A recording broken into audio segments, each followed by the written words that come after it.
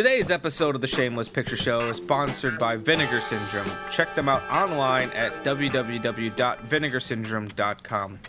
Vinegar Syndrome is one of the most interesting DVD and Blu-ray labels around because of their extensive catalog of horror, cult, exploitation, and vintage sexploitation films.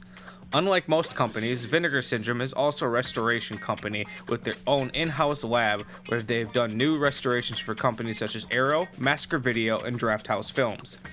Check out Vinegar Syndrome today and grab your copy of Dolomite, Sugar Cookies, Jack Frost, or even Psycho Cop Returns. While I'm a little more knowledgeable about the label than my co-host, I can assure you that I love their stuff. Whenever I'm at a convention, their table is one of the first I hit, and much to my wife's chagrin, I spend way too much time going over every single title. I own quite a few. So, once again, head over to www.vinegarsyndrome.com and grab yourself something cool. Seriously, my money is on Christmas Evil. Go buy it. It's John Waters' favorite Christmas movie. Therefore, it should be yours. He does a commentary on it. It's kind of great. He does a commentary with the director, which it's even better because he has a completely different opinion of what the movie's about than the director, which makes it even better. Vinegar Syndrome. Check them out online at www.vinegarsyndrome.com. That's for fucking with me, you no business born insecure motherfucker.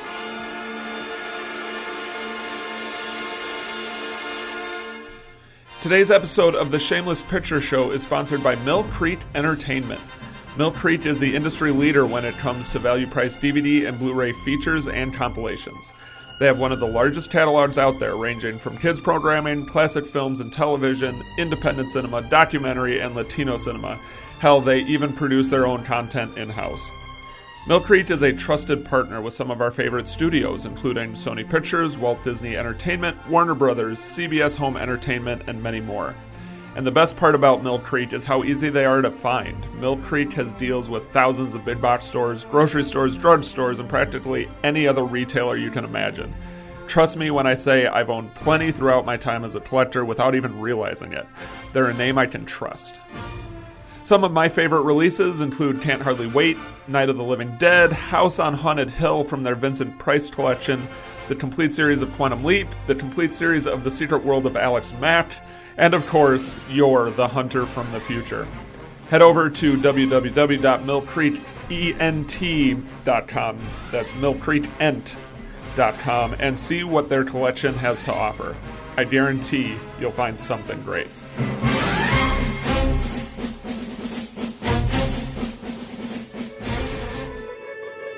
Warning! This movie podcast actually discusses movies. Be aware that it may discuss any of the following elements: endings, surprise twists, unexpected cameos, and all manner of spoilers. If this doesn't appeal to you, why listen to a movie podcast? Without further ado, please enjoy our feature presentation, The Shameless Picture Show.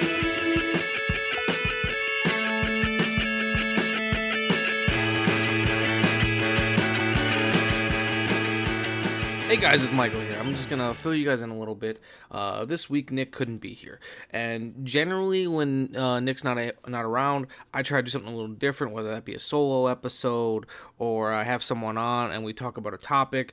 This one's kind of cool. I've never actually done a full-on episode of the Shameless Picture Show without Nick. We've talked about having, we've had guests on before, but this one was a little different, so if it sounds a little different, I apologize, because, wasn't planning on it. How it came to be was my old buddy Niko Aldrich bought me a copy of the movie Slaughter High and told me how much I need to see it, knowing I love slasher films. I need a topic for this week. Bob's Your Uncle. It came together. Very few of you probably ever heard of this show, but before I did the Shameless Picture Show, me and Niko had a podcast called the No Homers Podcast.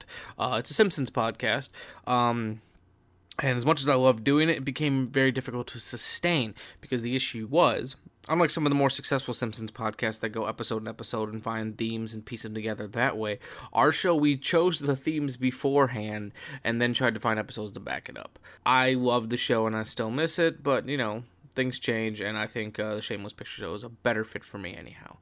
But I just wanted to give you guys this introduction so you know why I swapped out one Nick for another, in honor of my old podcast, the No Homers podcast, and the fact that we've got Niko on the show, I'm going to play our old theme song for you, possibly in its entirety. I haven't decided yet. The song They Warned Me by Oakley Dokley, the Ned Flanders metal band. That was our theme song back in the day. We were going to interview them, never happened, but, you know, fuck, shit happens. All right, guys, thanks. Enjoy the episode. They warned me, they warned me, they warned me, they warned me.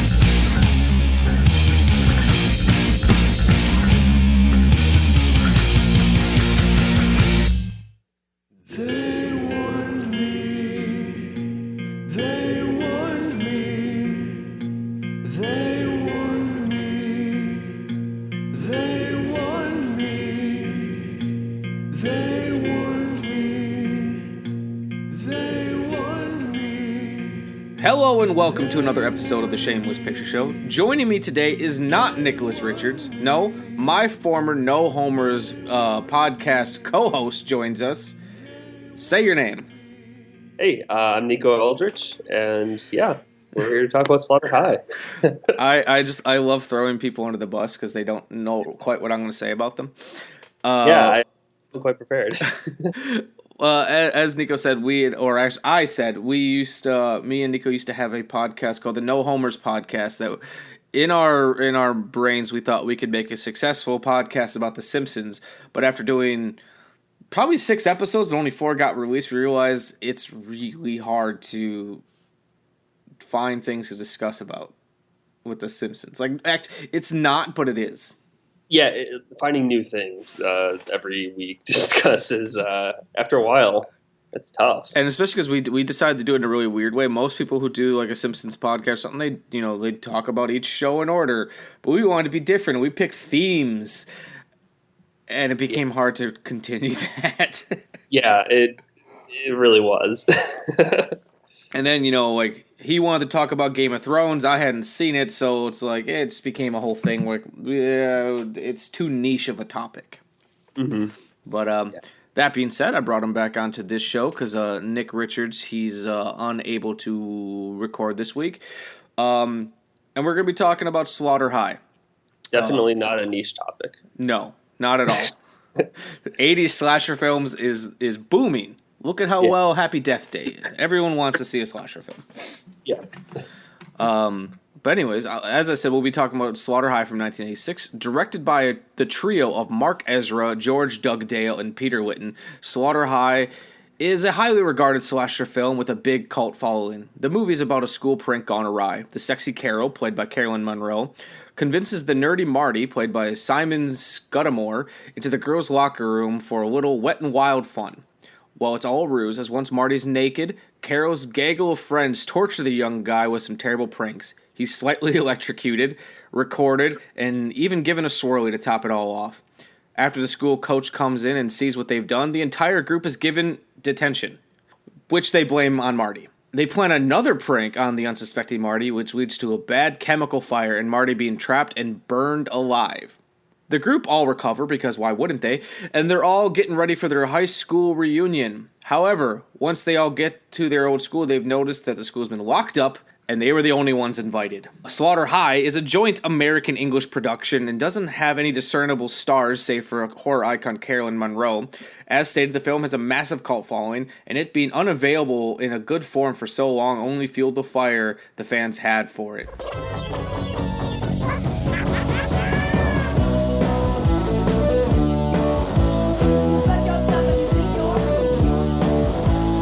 Marty Ranson was the dork of Doddsville High. You get undressed in there. His classmates laughed at him. Are you ready? Here's Marty. Where's the bin? They tormented him. Where's the bin? And then they went too far.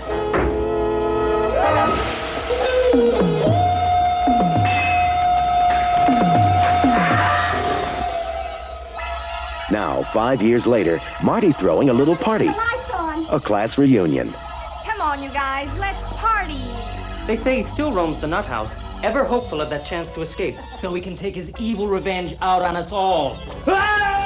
And he's making sure everyone has the time of their life. I feel sick! He's created a romantic atmosphere for rekindling old flames. And a nice place to just hang around. Marty hasn't forgotten a thing. He's giving them a blast from the past they'll never forget. Marty Ranson is still a dork, but tonight he's getting even. Vestron Pictures presents Slaughter High.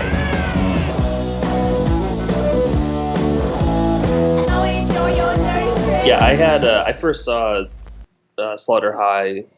I bought a copy of it on iTunes, and it was like the 4.3 version. It was very not good. Yep. I think I've still got that copy sitting around somewhere.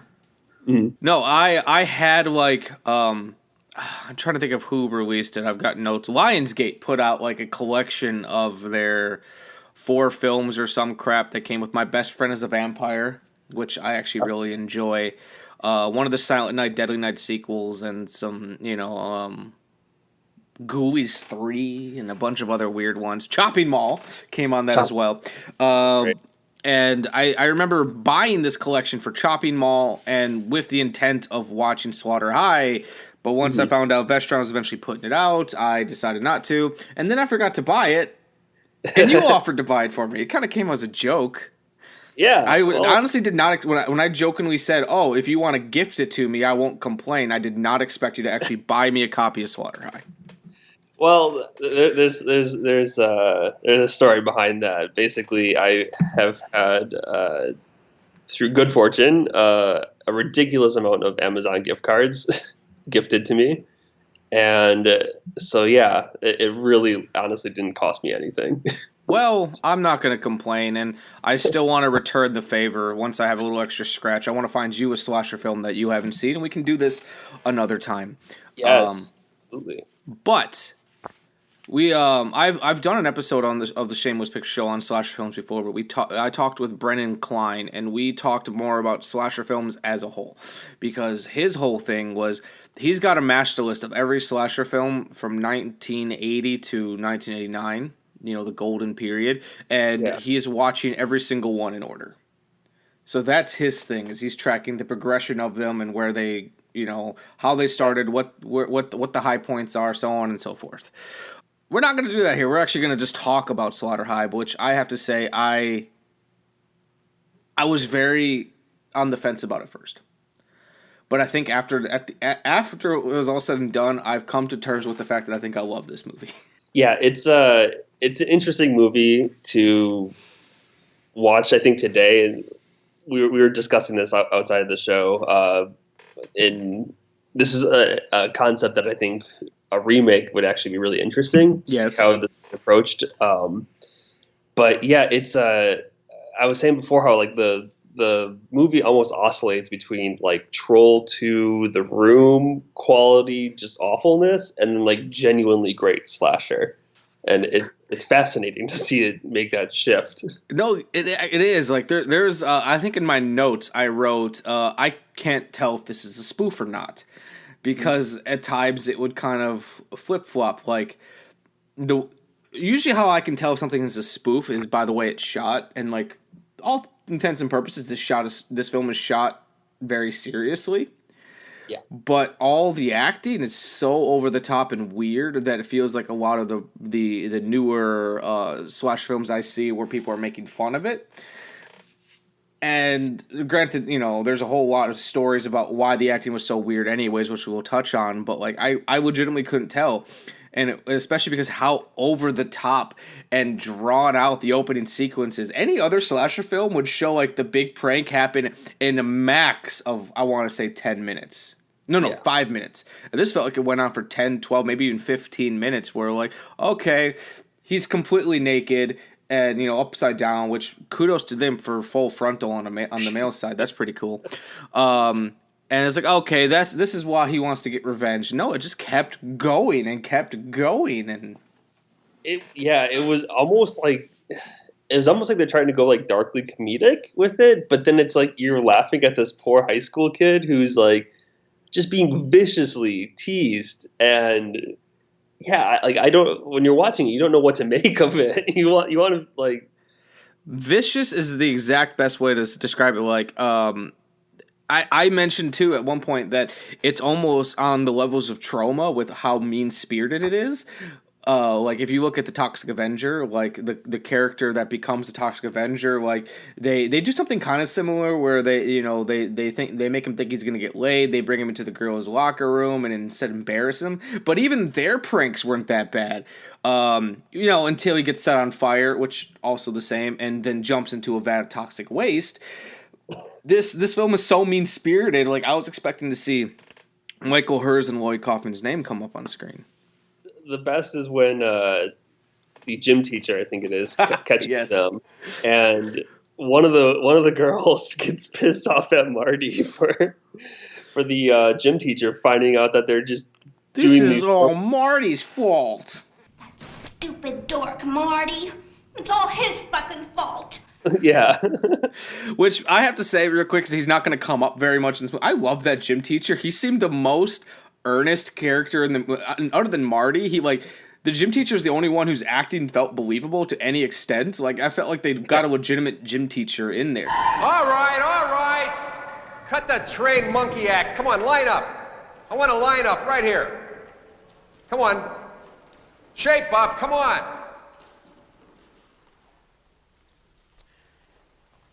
So this is the gang, huh? How long has this motley crew been in existence, huh? Can anybody tell me? Come on.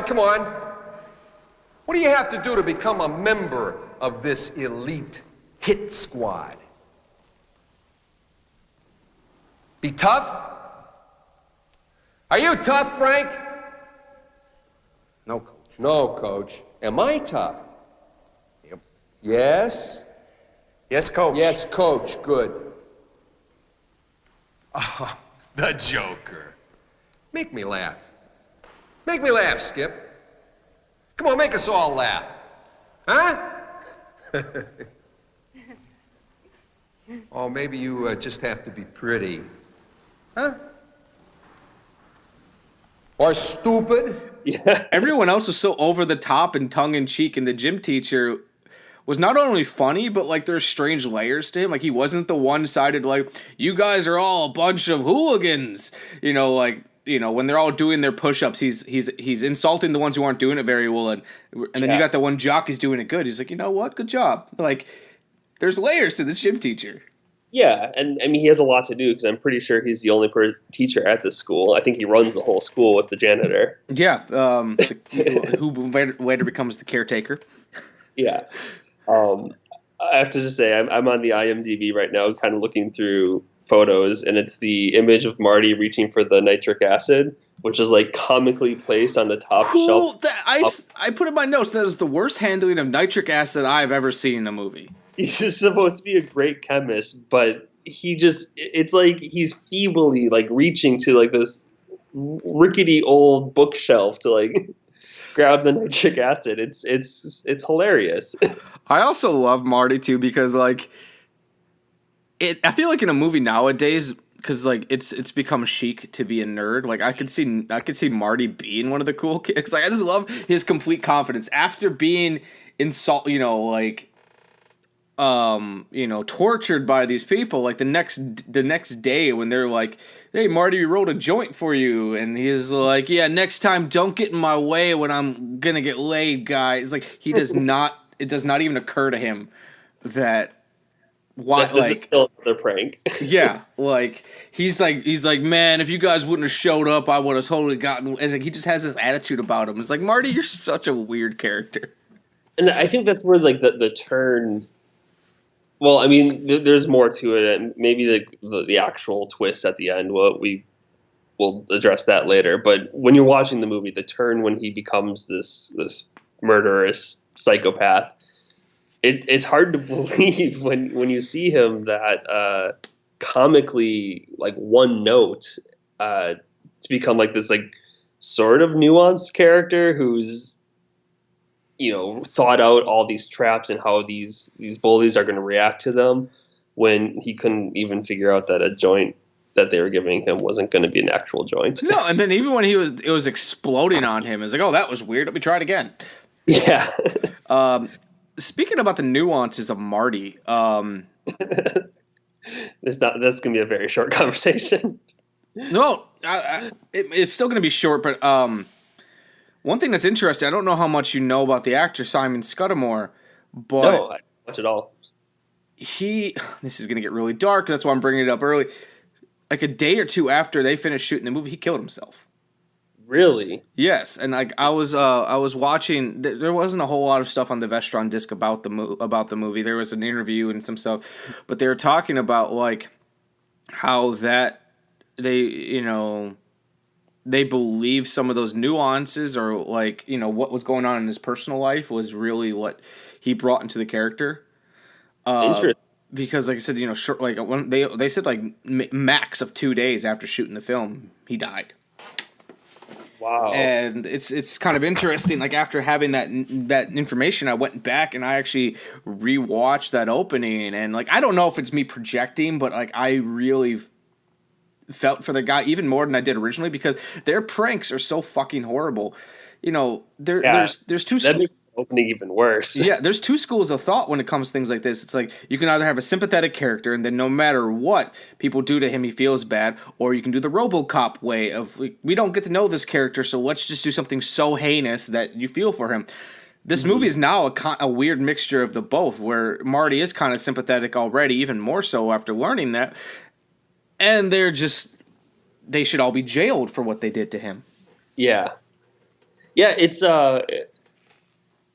I haven't seen many slasher films. I don't even know if there really are many that go to this extent where you are actually really, truly rooting for the killer. No, I'd say Friday the 13th is some of the few, but it's mainly because most of the characters are so terrible. Yeah. And I think the part 7 with that, I don't even remember her name. She gets an X to the face and thrown over the TV. Yeah, like...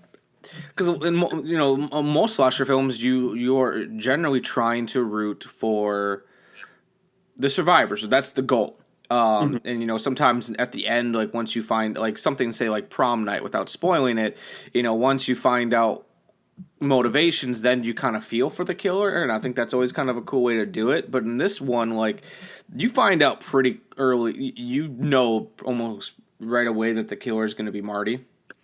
And like it's a combination of like, well, Marty, I really want to see him get revenge, and all these people are terrible, so it's a 1-2 punch of get the Marty, and especially because he kills them in such a cool way. I also find it hilarious that they didn't realize something weird was happening with this 5-year high school reunion. Yeah. And what kind of 5-year high school reunion decorates with American flags? One that was not really in America. I have a love for movies that are supposed to be American that aren't shot in America. Dick Randall, who produced the film, he actually plays like the skeezy producer on the phone early in the movie that's talking to Carolyn Monroe.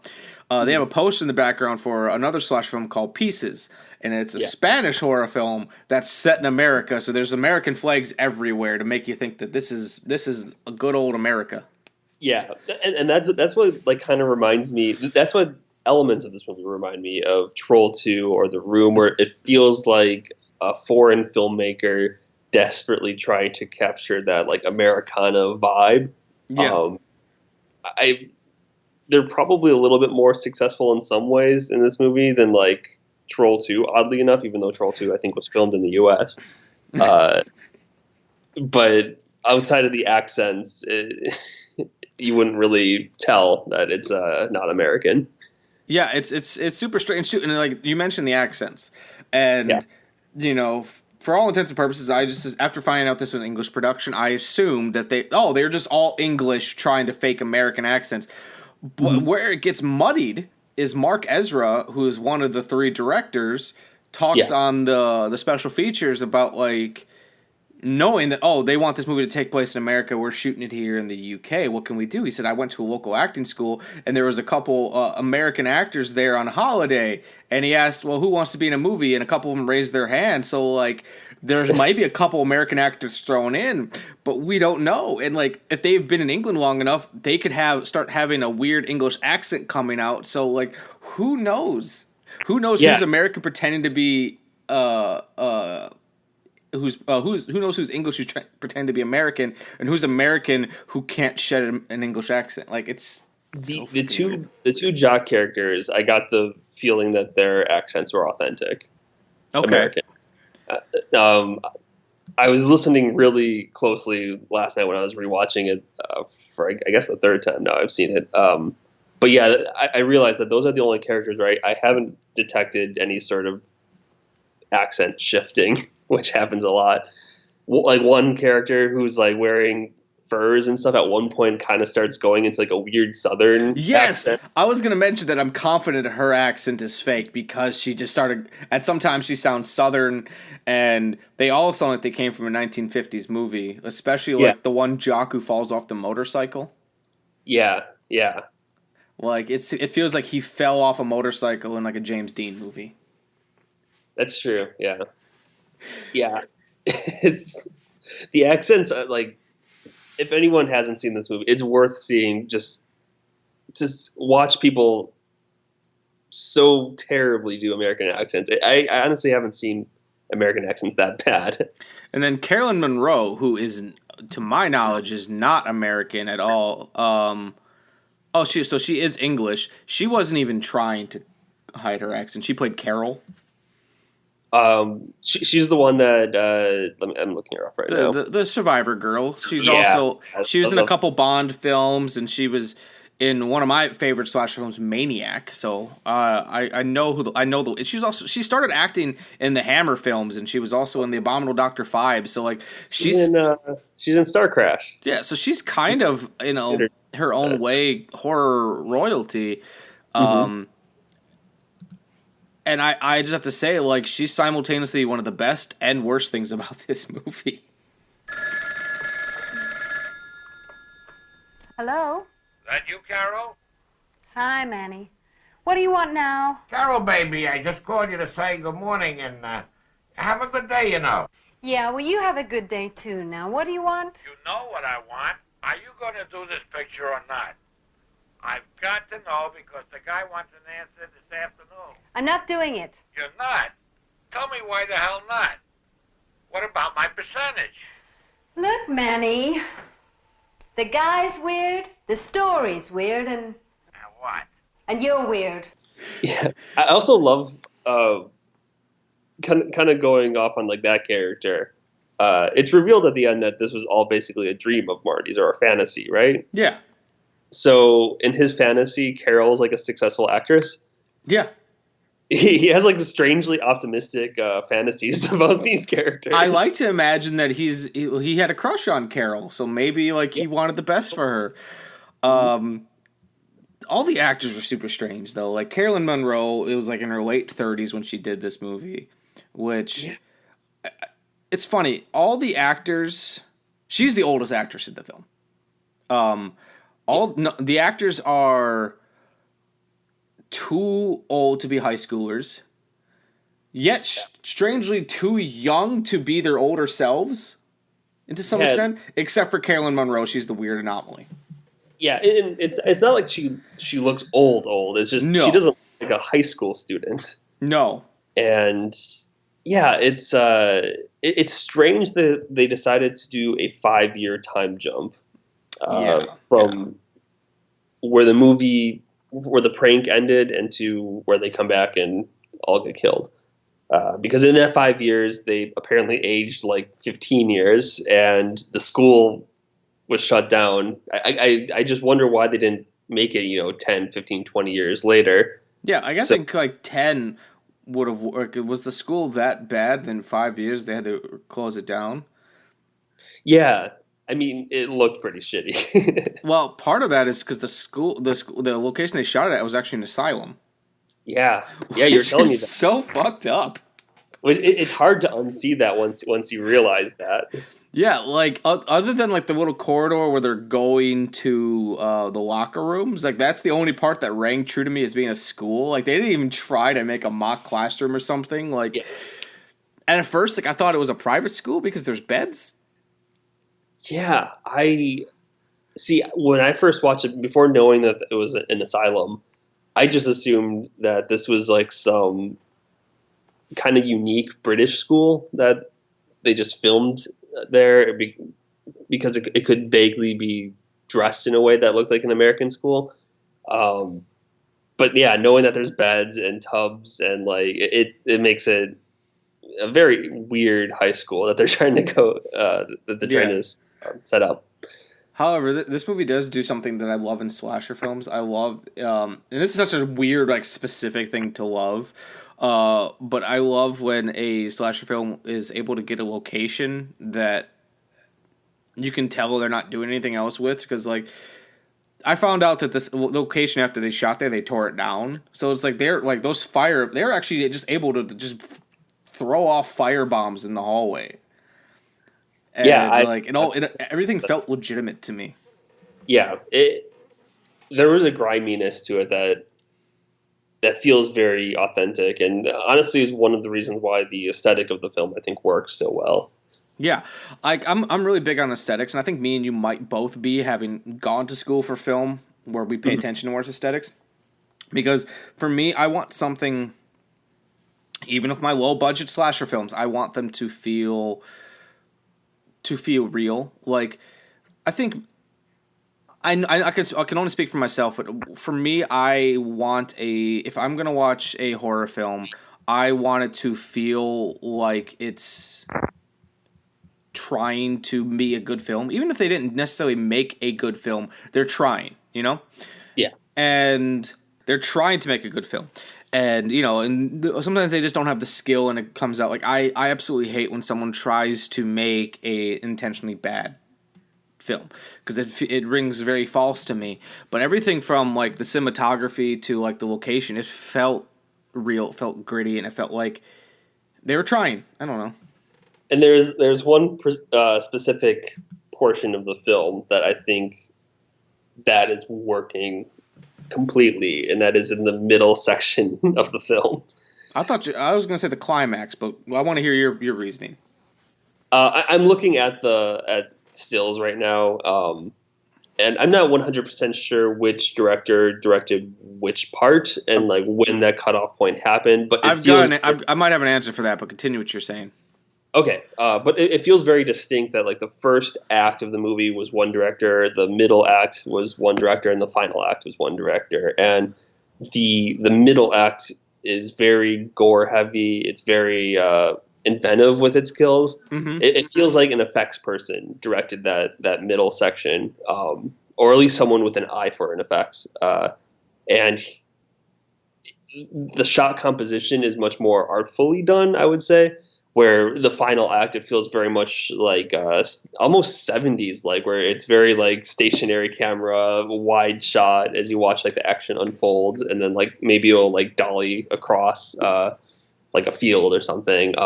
Not a bad way to shoot it, but just very obviously distinct from what happened in the previous act. Yeah, that part that you're just referring to that felt like the 70s. It's apparent that there was a style at work. Or they had something in their mind. You are, granted, take all this with a grain of salt based on my research. You are both simultaneously correct and incorrect at the same time.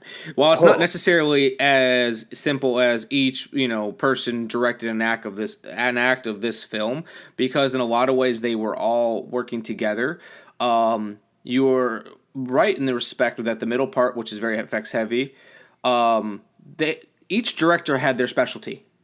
Mm-hmm. Mark Ezra, who they're all credited as being the writer. Mark Ezra did the heavy lifting on the script and wrote majority of it. Mm-hmm. So he was kind of the most free of the actors, meaning that he kind of floated the most, and he did direct majority of that cat and mouse climax, which is one of my favorite parts of the film.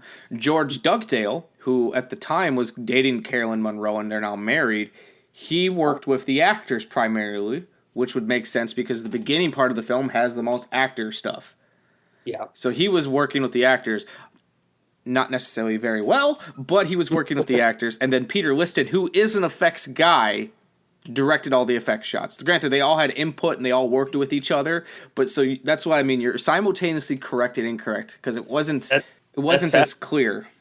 Yeah, I would have guessed that those are three different directors not working together, which is not really meant as an insult to the movie. Just that the styles are so drastic, and that shift when it happens, it's not like a perfect shift, but it's like there's large stretches in the first act that feel very similar, and then stretches in the second act that feel distinct from that first act that feel very effects heavy and gory and inventive, and then as we were saying about the third act, I did not know that. I assumed one director after another was fired. No, they were all kind of approached together. Dick Randall and Steve Manasian, they approached them. Dick Randall was kind of, I don't want to say a king because that's the wrong word, but he had done quite a few of these low budget horror films, and Mark Ezra doesn't go into detail about it, but he said he got into some trouble in the United States, so he's hiding out in the UK, and he's still making films, which explains why Pieces and was completely Spanish and so on and so forth.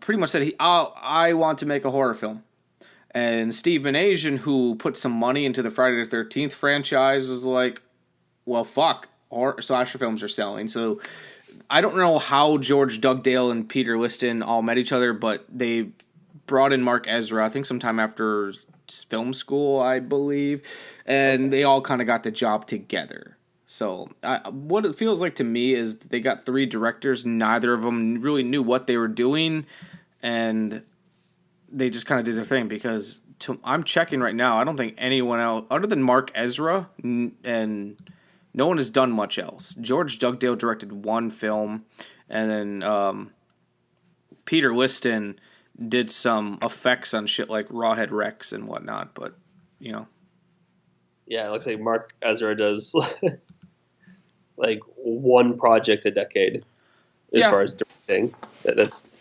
Well, I can't say anything. He's got a better work rate than I do at the moment. That wasn't meant as like a jab or anything. I found that interesting to see like consistently just one each decade.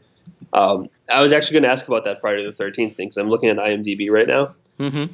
And the top of I'm assuming is the original poster. It says from the makers of Friday the 13th. And I'm not aware there were any actual connections to the Friday the 13th series. There's only two. That Steve Manasian had put some money into Friday the 13th. Don't really know much else. The Crystal Lake Memories, that big exhaustive documentary, which he was in, just referred to him as a financier. I don't know if he just did the original one or which ones he did, but he put some money into it. And then there's the composer connection, because Harry Manfredini did the music for the majority of the Friday the 13th franchise, scored this movie. Oh shit! There he is. Yeah, I did not realize that. And they had that kind of great, like terrible but great joke near the middle, or near the beginning, where they like jumped out with a hockey mask, and he played most of the Friday the 13th theme, but stopped enough that it's not a copyright issue. Joe! Are you in there? Jerk! Who do you think I was? Jason? April Fools. April Fools start until midnight, smartass. Oh, that's great. I forgot about the hockey match. Yeah, there really are a lot of Friday the 13th connections in this movie. I'd say a connection and a half, but yeah.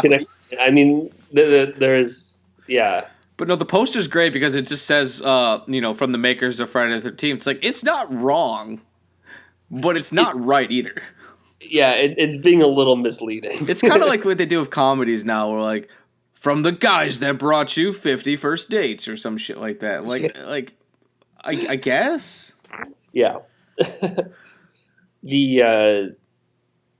just lost my train of thought. Where was I going? Oh yeah, the score. Actually, I really thought it makes sense now that the Friday the 13th composer made this, because the score I thought actually it really stood out and was a step above most slasher films. Yeah, especially at the time. It's interesting because it's very familiar, but different at the same time. I don't know who gets credit for doing that really awesome April Fool's Day song, because that was pretty fucking dope.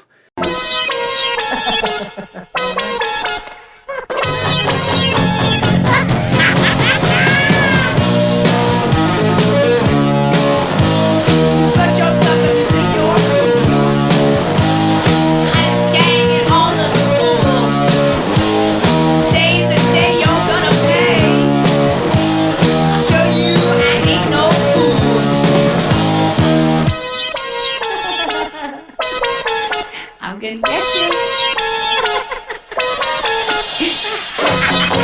April Fool's Day.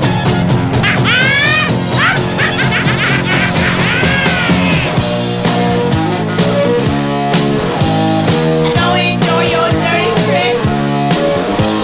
To make you laugh and make me sick. Today's the day you're gonna pay. Hot or cold, take your hit.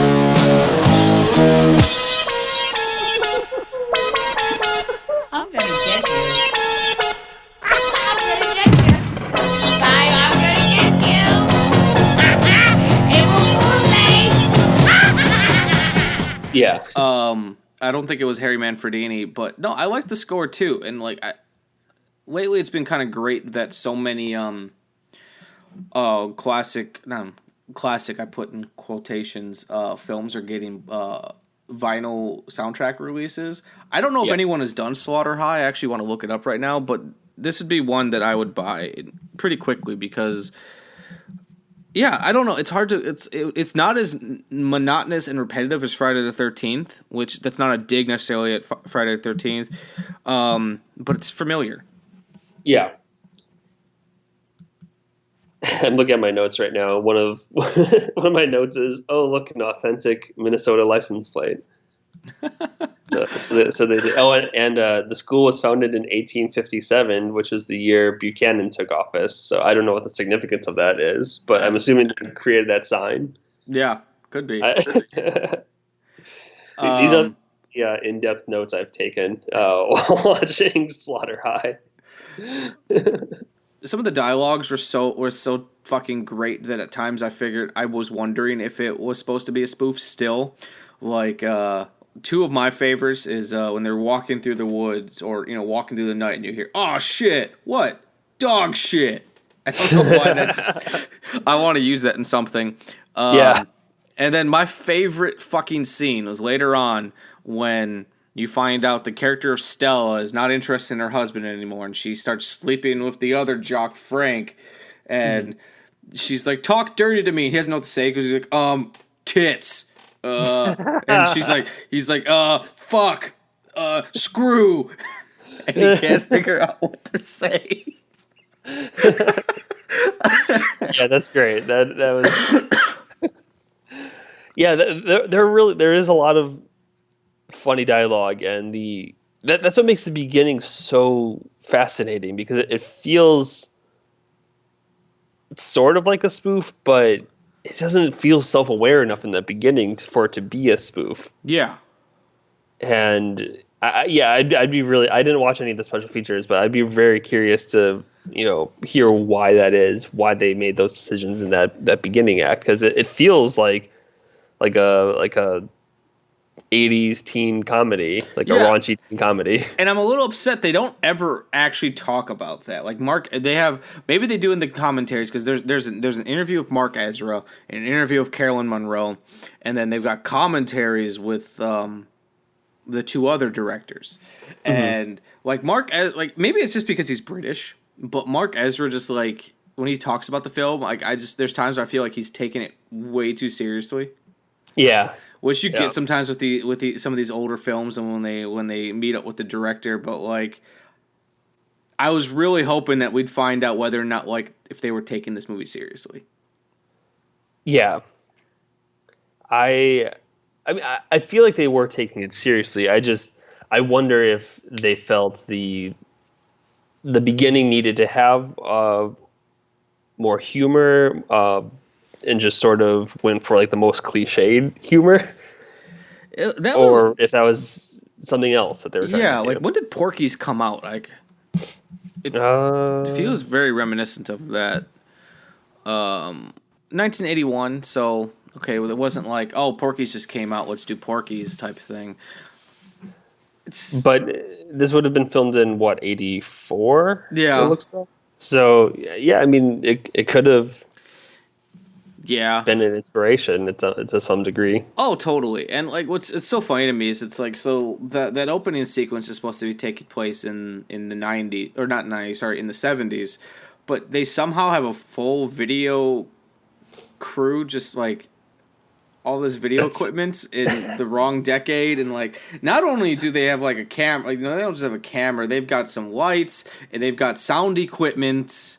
They just raided the AV. I was hoping that it was going to become a bigger thing where somehow Carol went on to become an actor. I was hoping they'd all somehow become involved in the film industry to become a lot more meta.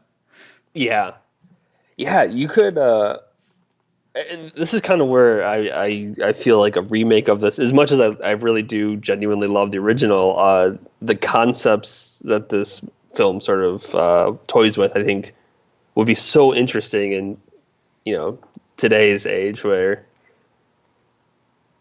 violence, especially within schools, has become a much more talked about issue. And Marty's character, how sympathetic or unsympathetic he would become in a modern context, I think would be really cool to see. I agree, and I agree for a couple reasons. One, because I'm always big on, I don't want to say remakes because that's the wrong thing, but I'm not opposed to remakes. I think there's a lot of good that they can do. I hate when people are this movie took a giant shit on the original, or they ruined the movie for me. It's if a remake ruined the original film for you, then you've got some deep set issues that you need to work on. Yeah, because I don't care how much I didn't like a remake. I was well, I still got the original. Yeah. Generally, I don't really advocate for remakes. It actually is very rare. But this is one the whole time I was watching. I think maybe just because this has been something that's been in the news so much lately, I was yeah, this would be, because the movie as is, I don't think would play the same way with a general audience. But if you were to kind of design the movie from ground up with that in mind, I think it would be a really fascinating experiment. No, I agree. And how do you make a slasher film relevant? And I feel if you were to remake this film, you would piss people off, because it's you'd have to come down to, it's well, if you want to legitimately make this film well, you'd have to remove some of the cheesiness. And I feel there's going to be people out there who aren't going to like that. But I honestly feel there's a story in Slaughter High that could be really cool, and that I think someone needs to make.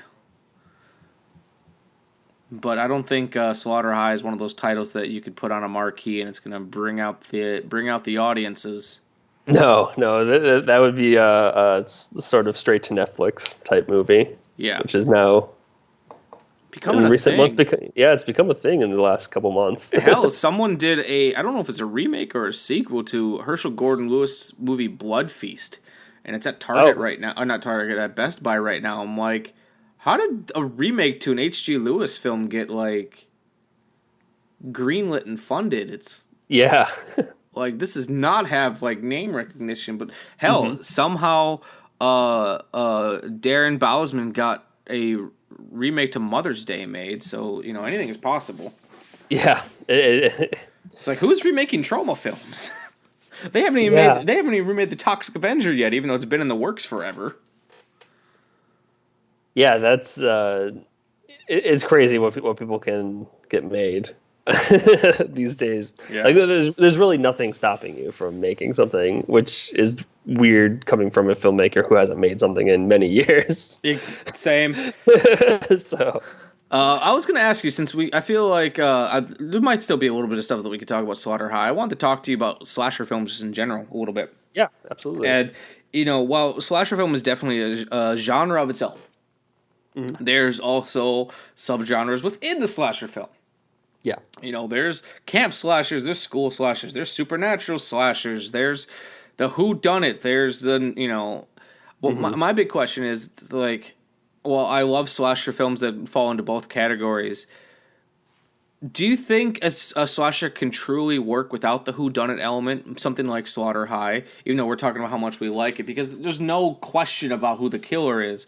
Or do you think that whodunit element is kind of like a driving force?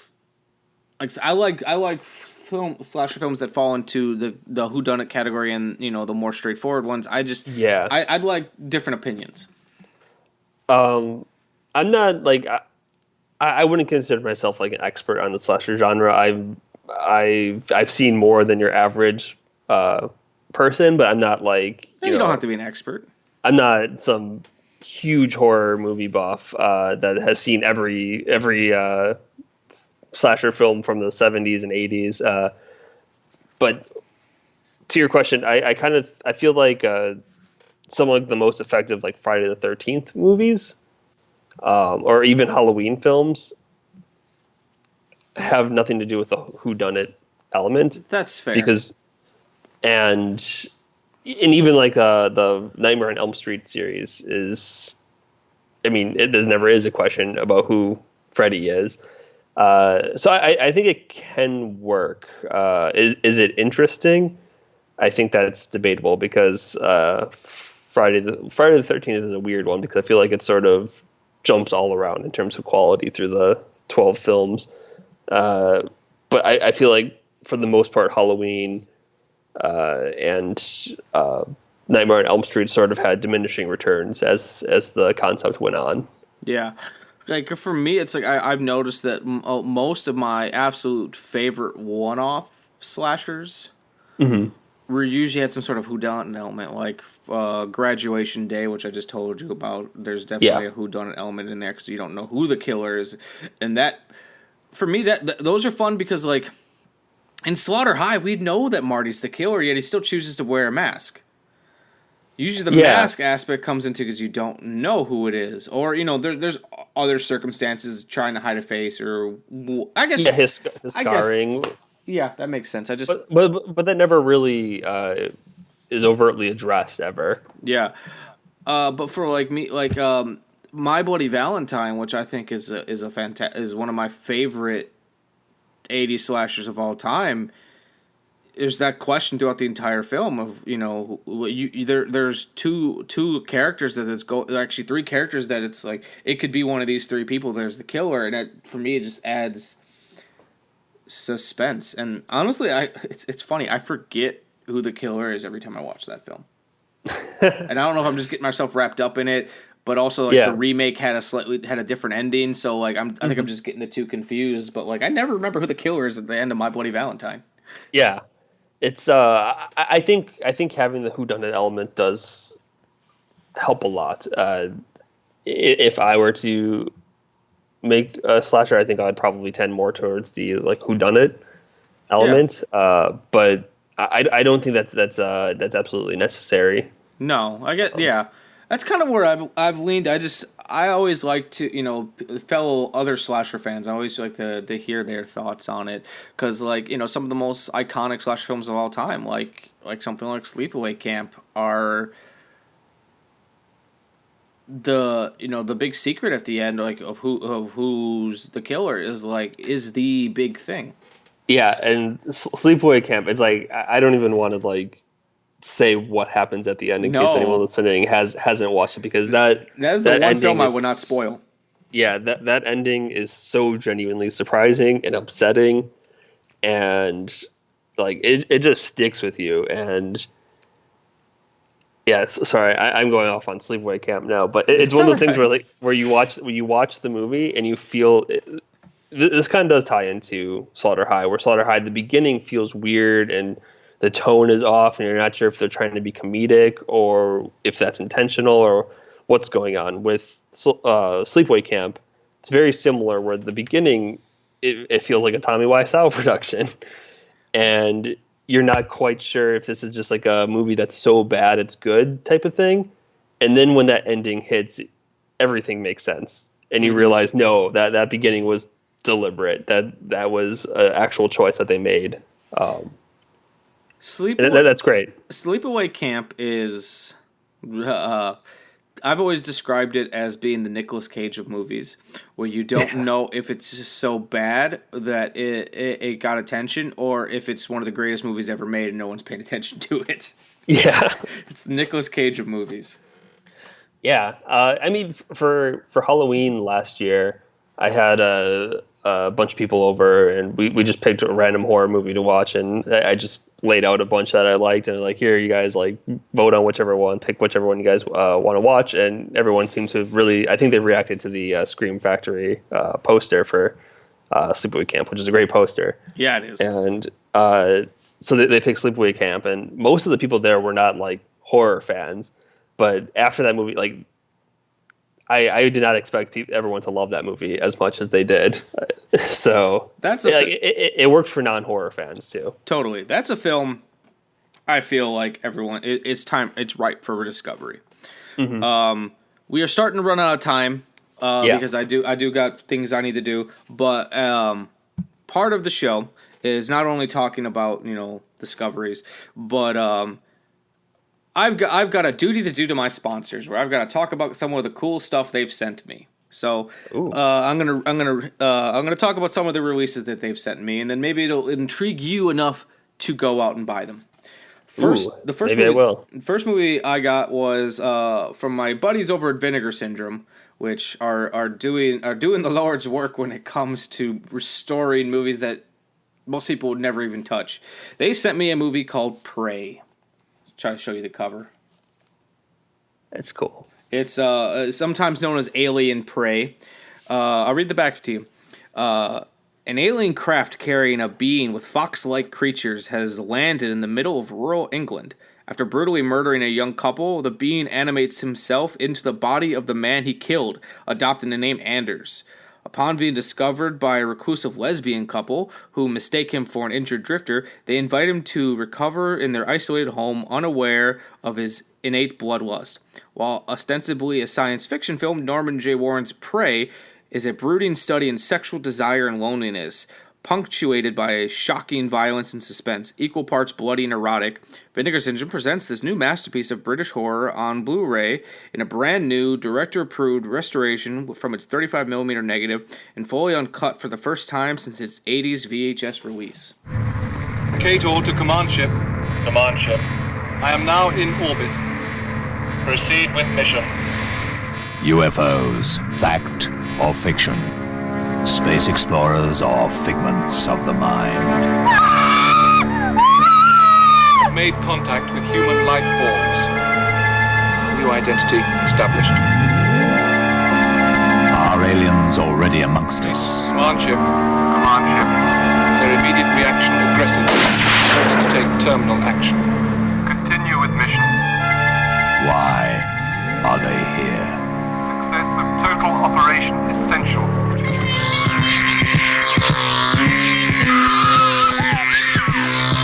million years, man was the hunter. Now, he is the prey.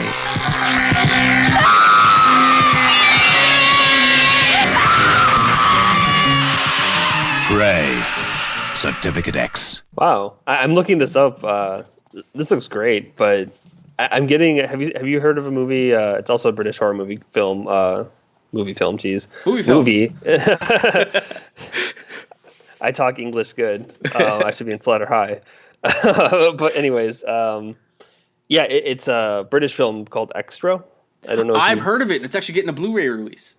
It is, and it actually just got pushed back, and I'm so bummed. But seeing this, like, I'm getting Extra vibes, and I've not seen. I'm gonna have to check this one out, definitely. Well, I've not seen Extra. One thing I can tell you about this film is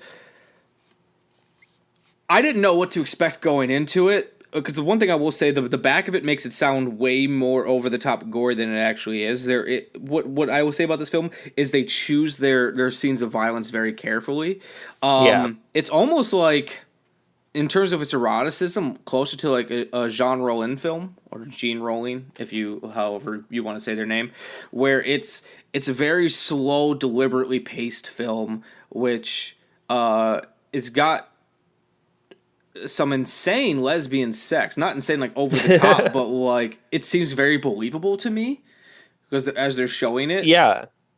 I was just thinking too with it's like what 77 this came out. That's fairly progressive for and they're not hiding the fact. Sometimes you'll get a movie like Rope, where like the Hitchcock film, where you can pretty much say the two characters are gay, but they never actually say it. These ones, they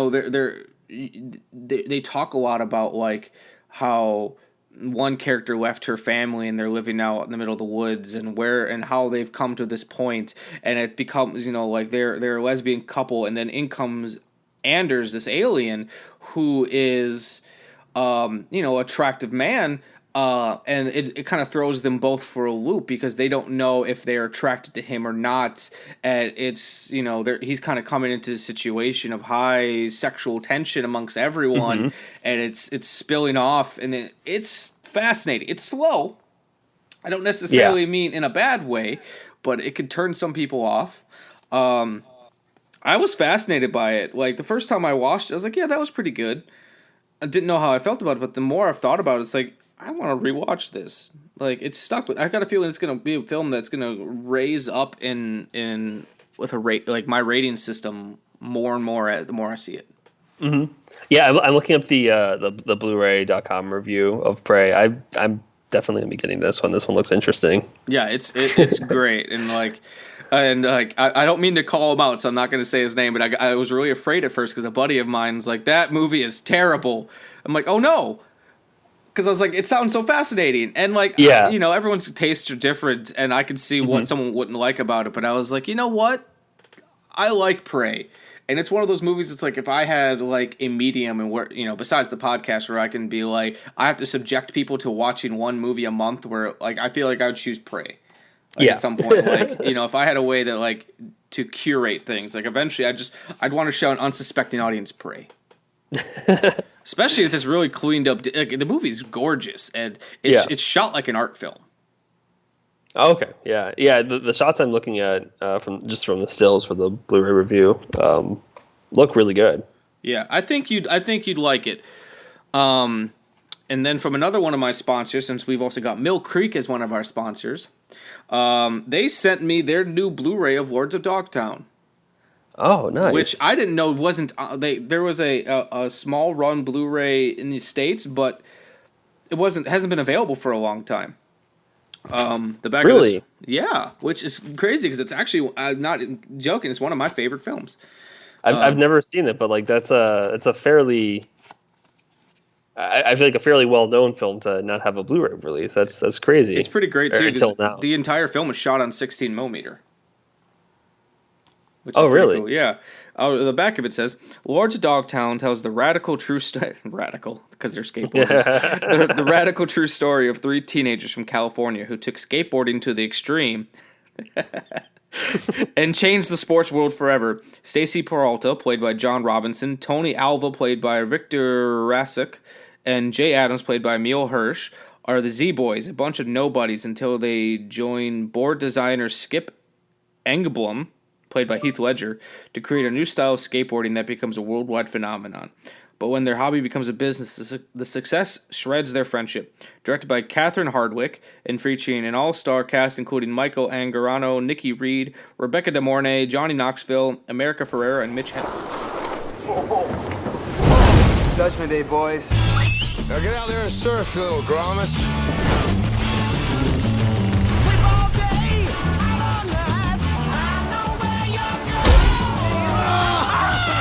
Back to the boneyard for you, pal. We surf and we skate every day.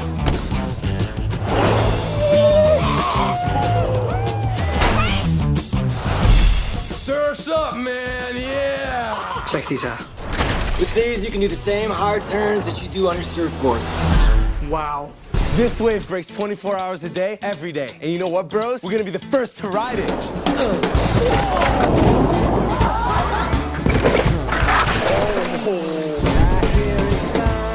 Yeah, surfing like a wave, man. Thanks, thanks. Try and catch me. Hey! Skip is putting together a skate team. There are gonna be hundreds of skaters from all over the country, and we need to shut them down. Oh, nice socks, man. Here's our entry fees. Now, where's our trophies? Oh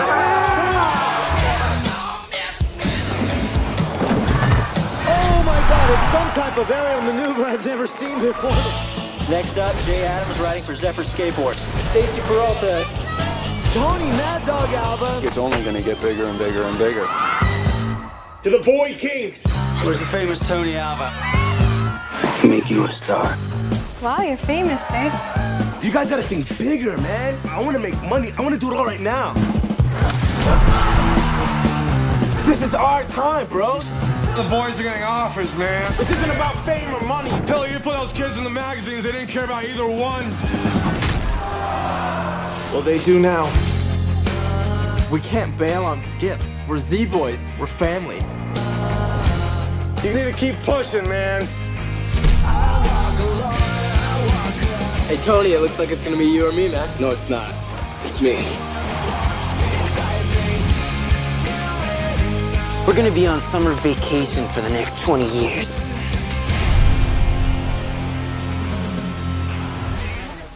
Yeah, I was pretty stoked when I found out this was coming out, because like I have the DVD and I kind of wore that DVD out because it came out when I was in high school, or maybe it was middle school, but like it was when I started getting interested in film.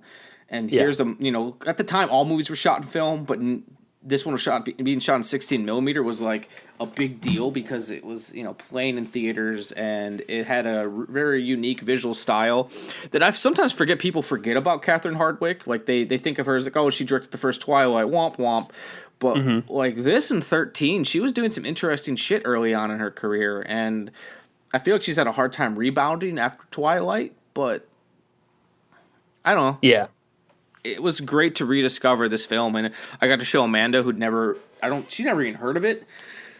And I don't know, while I'm not a big sports guy, I'm a sucker for a good sports movie, especially because I'm really interested in the nostalgia and history of a sport. Like, I'm not big on baseball, but I think Bull Durham is a great film because it's kind of cool to see that time period in a sport that is old as baseball.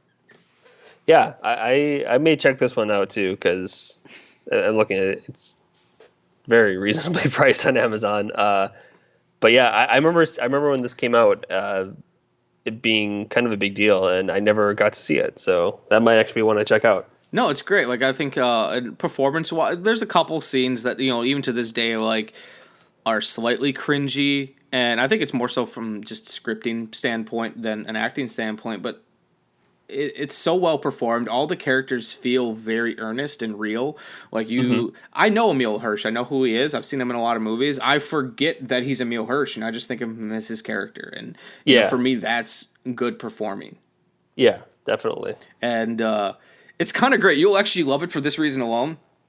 Me and Amanda kept joking around about it because we watched The Room a couple of days before we watched this. Yeah. And Heath Ledger's performance is so Tommy Wiseau, just the way that he talks. Yeah, that you will not be able to. It's like you could hear that in his voice where he's gonna go with the Joker. It's like if the Joker and Tommy Wiseau had a baby, which is kind of great because Tommy Wiseau wants to play the Joker. That's his character in this movie. That's kind of horrifying and also awesome. Like anytime he comes to the room, like you just imagine him going, "Oh, hi, Mark," because he always talks like this. Yeah. That's a good Tommy Wiseau impression. I was actually doing the Heath Ledger's voice from Lawrence of Dogtown. Oh man, it's that New Orleans accent that Tommy Wiseau has, right? Yeah, totally not anything else. I'm from New Orleans.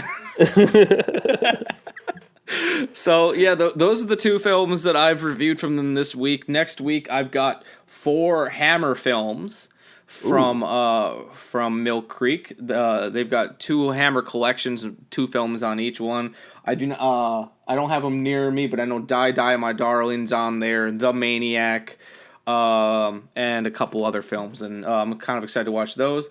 And then Vinegar Syndrome also sent me the Dustin. Not Dustin Hoffman. Fuck. Dennis Hopper. Dennis Hopper? Dennis Hopper, thank you. The Dennis Hopper documentary, The American Dreamer, which is about his production of making the last movie after he did